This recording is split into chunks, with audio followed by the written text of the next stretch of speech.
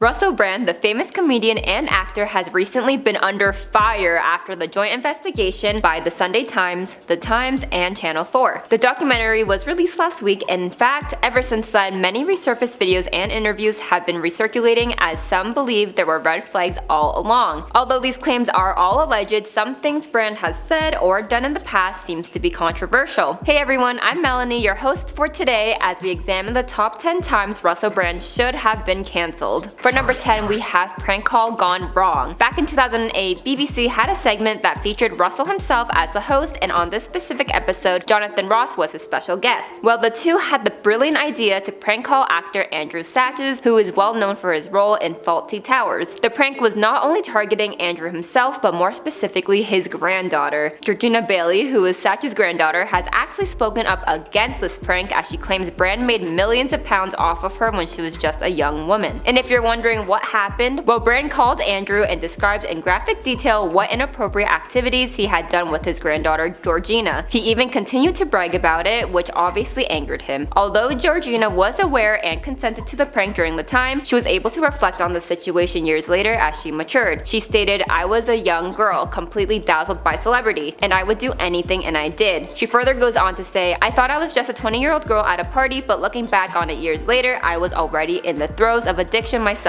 I was really lost back then." And Georgina was also made to be the butt of Russell's jokes when he performed them, and she claims he's made millions off of her. This also caused her grandpa to not talk to her for 8 years because of this whole prank. Georgina has since accepted Brand's apology, but does believe he only apologized because of the public's attention towards the situation, although she does think he was genuinely sorry. In our number 9 spot, we have filing for divorce through text. We all have heard about people breaking up over a phone call, but have you ever heard of someone filing for divorce through text message? Well, Russell Brand did exactly that when he decided to separate from his partner Katy Perry. The two actually got engaged a year after they began seeing each other, and they were married in India with close family and friends by their side in order to celebrate their day. However, after 14 short months, Brand decided he no longer wanted to spend his life married to Katy and thought the best way to tell her this was through a text message. Not only was it through text message, but he actually sent it moments before Katy was set to perform on stage. This was all captured and shown in the documentary titled Katy Perry, Part of Me, and it's crazy to see how Katy went from being emotional to quickly having to act like nothing happened as she proceeds to put a smile on her face for her show. I'm sure Katy deserved more respect than a text message, and she also proceeded to talk about the relationship the two once had, but called it a tornado as everything happened all at once. For number 8, we have disrespecting Sarah Palin. Back in 2014, Russell was promoting his own brand during the Television Critics Association, and while he was there, he thought it was a perfect opportunity to talk about the former governor of Alaska, Sarah Palin. But he actually didn't go into her politics and beliefs, but rather commented on her physical appearance. His exact quote is way too graphic to be shared on here, but Brand basically said the only reason why people are able to tolerate Sarah is because of what they want to physically do with her. It seems like he has a past when it comes to objectifying women, although some can argue he is a comedian and just trying to make jokes. However, with the recent essay allegations, it is a little alarming as this has been repeated behavior from Brand. And for number 7, we have grooming allegations. Just a warning, we are going to be discussing certain topics that some viewers may find sensitive. And of course, these are all allegations, which means nothing has been proven guilty by the court as of right now. Following the release of the investigative documentary, one of the 4 anonymous women who have claimed to once been involved in a 3-month relationship with Brand when she was only 16 and he was 30. They refer to her as Alice, and she says that Russell approached her after she went shopping, and Russell went through her purchases and pulled out a dress she bought. He then told her, "You're gonna wear this on our date this week." Alice took a taxi to Brand's house, and the taxi driver even warned her, as she recalls his words were, "Please, I'm asking you not to go in there. You could be my little girl, and I would want someone to do this for her." This heartbreaking encounter shows the reasons why power imbalances and age, especially to teens like Alice, can be manipulative. She told Brand how she was pure and inexperienced when it came to any physical activity, which seemed to make Brand's mind preoccupied by that thought. Alice stated, "He was like, 'Oh my god, my baby,' and picked me up and cradled me in his arms like a child and was stroking my hair. He's like, 'You're like my little dolly.'" This relationship ended after Brand was performing specific acts on Alice and refused to stop. This left Alice with no choice but to punch him before proceeding to cry. She stated, "I knew at this point that he didn't care about hurting me physically or emotionally. It shouldn't take you having to punch someone and to want them to get off of you. It shouldn't be a physical fight." And if this encounter is all true, it is devastating to hear a child go through all of this, and it's definitely hard to recognize the red flags in the moment, especially because she was so young. For number 6, we have making uncomfortable comments. There is not only one encounter of this issue, but recently a resurfaced video of Russell making Good Morning Joe's Mika Brzezinski so uncomfortable that they had to cut to commercial break. During this, Brand was 38 and promoting his Messiah Complex stand-up tour that began in 2013. This clip shows Russell talking about how Mika is holding the bottle in an inappropriate way before calling her a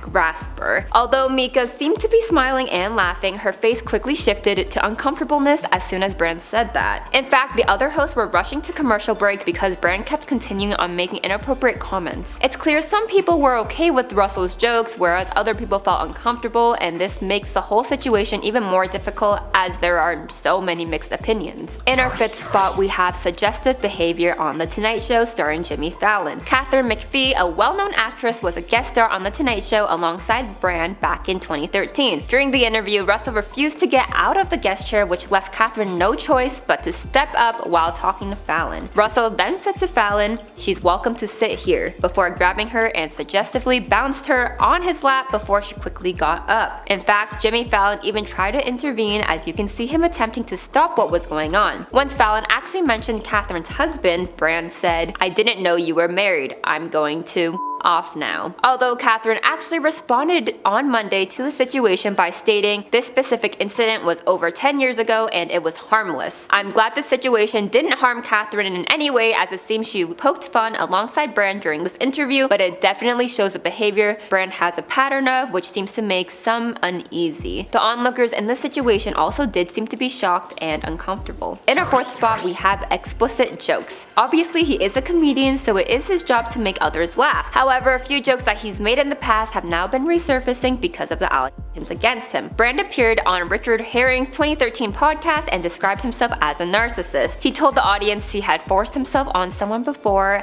and then proceeded to say he ended her life. In this same interview, he joked about the ancient Greeks performing inappropriate acts on while developing math. It's clear Russell said all of this because he was trying to get a laugh out of the audience. However, it is drawing more attention to the recent allegations, especially with Alice coming forward with her story. It seemed the joke was a little too close to home. There has been mixed reactions to this, as many believed it was inappropriate to joke about, but others think the world has become too sensitive. What do you think? In our 3rd spot, we have his perseverance. Many girls have now come out to say Brand has a very controlling behavior, with many finding it difficult for him to listen to their boundaries. According to the Sunday Times, a woman who has gone by Nadia told the outlet that Brand SA'd her in her Los Angeles home back in 2012 and actually went to a crisis center the same day. According to their text messages that were cited by the report, Nadia wrote to Brand, quote, "When a woman says no, it means no," which Brand reportedly responded with, "Very sorry." This is not the only time it has been reported that Brand wouldn't take no as an answer when it came to advances towards women. In fact, the Metropolitan Police Service released a statement that discussed how they are making further approaches with BBC and Channel 4 after all these allegations.